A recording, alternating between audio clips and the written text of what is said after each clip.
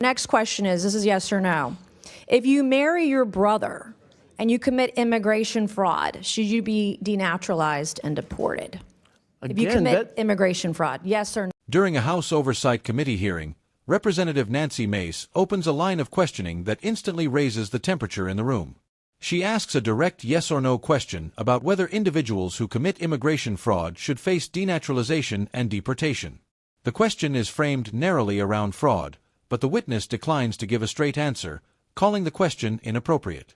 Mace repeats the question several times, emphasizing its simplicity, while the exchange grows increasingly tense as the witness continues to avoid a definitive response. Breathtaking amount of fraud, the scope and scale perpetrated against the American people by Somalians in Minnesota, screeching Democrats, like you just heard, at our witnesses. Democrats on this committee don't want to talk about Minnesota fraud because Minnesota fraud is Democrat fraud. You're going to make a great host on MSNBC. You're going to be great. And this is a cover-up. I mean, the very definition of cover-up. And so while we're still trying to understand the scale of the fraud, it appears that the amount of fraud we are talking about could exceed the size of GDP in Somalia, the size of its economy is what we're talking about. So let that sink in, the amount of fraud we're talking about. Representative Mace shifts to a question about language requirements, asking whether American citizens should be expected to speak English. She repeatedly stresses that the question requires only a yes or no. Instead of answering, the witness challenges the premise and raises a parliamentary inquiry about whether English is officially designated as the national language. The moment devolves into interruptions, objections, and procedural back and forth as Mace requests to reclaim her time and the chairman pauses the clock to restore order. My first question is this, Mr. Balyu, this afternoon. Should Somalians in Minnesota be required to speak English, their citizens? Yes or no? Should they be required to speak English if they're American citizens? I think that question is really inappropriate. Should they? It's not inappropriate. This is the United States of America. Do you speak English? Should Americans speak English? Citizens speak English? Yes or no? Point of inquiry: is English the official language of the United States? It's a question. Mr. Chairman, I'm being interrupted again by another. That's not a valid parliamentary inquiry. I would like to reclaim my time, Mr. Chairman. Mr. Chairman, I'd like to reclaim my time. She's that asking seems the to be witness. a popular theme today. That's not a valid inquiry. It's a point of inquiry. Women have a right to speak in this committee. Conservative women have the right to speak here and not be interrupted by my male colleagues. Mr. Chairman, I would like to reclaim my time. I lost like 10 seconds there. Mace presses further, asking whether naturalized citizens who commit fraud should be stripped of citizenship and deported. She escalates the question by asking how much fraud would justify such action, citing increasingly large dollar amounts. The witness responds in broad terms about citizenship status and demographics but does not directly address the hypothetical.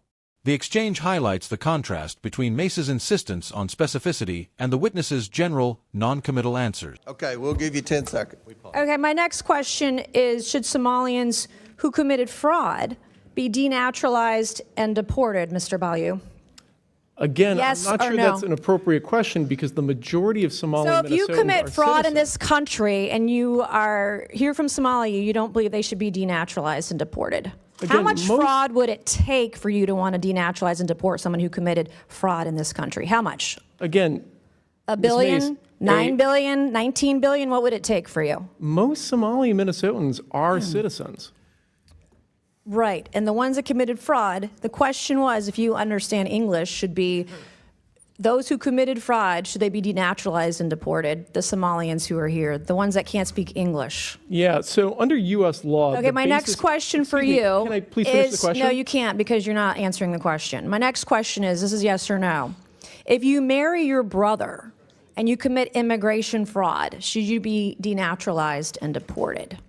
If you commit immigration fraud, yes or no? Again, that question seems really inappropriate. And if I can get back to your question... Well, you can't answer my question, so that's probably more inappropriate. Can you name one significant contribution to Minnesota from a Somali immigrant? In one of the most pointed moments of the hearing, Mace presents a hypothetical involving marriage-based immigration fraud and again asks whether such conduct should result in denaturalization and deportation. The witness once more characterizes the question as inappropriate and declines to answer directly.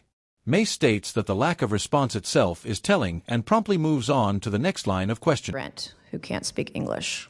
Absolutely, yes. But again, this is... You didn't name one. All right, so my next questions are going to be for the Honorable Ms. Robbins. Good afternoon. Thank you all for being here today. I heard some discussion earlier about al-Shabaab and the discovery that you believe some of this money that was defrauded the U.S. government went to al-Shabaab. Is that correct? Did I hear that right? Yes, it's been proven. How much money are we talking about? You know, we don't have an amount. So there's been specific cases where it's been charged where we have an amount, but then of the millions that go to Somalia over the years in remittances, a portion of that we understand is taken as sort of a tax or corruption by al-Shabaab when it enters the country. Can you explain to us who al-Shabaab is? It's a terrorist organization in Somalia. And they're affiliated with al-Qaeda, is that right? My understanding is they are. I am on the DNI website where it tells me that since 2014, al-Shabaab has killed more U.S. citizens than any other al-Qaeda. Mace then questions another witness about allegations that fraudulently obtained funds in Minnesota were sent overseas and partially ended up with al-Shabaab. The witness identifies al-Shabaab as a terrorist organization affiliated with al-Qaeda and explains that money sent to Somalia through remittances can be taxed or diverted by the group. While specific cases have documented amounts, the witness notes that the total sum potentially involved remains unclear. Affiliate. And as of 2025, al-Shabaab, this group is al-Qaeda's wealthiest component. Can you believe that? Yes. And that American tax dollars through Minnesota, through Governor Tim Walz, who shamefully had to resign from his reelection the other day. Thank you to the young YouTuber Nick Shirley. This is the kind of thing that was happening in Minnesota. So I praise the Republicans who are here today from the Minnesota State Legislature exposing this fraud. And then, Ms. Robbins, when do you think Tim Walz became aware of the fraud?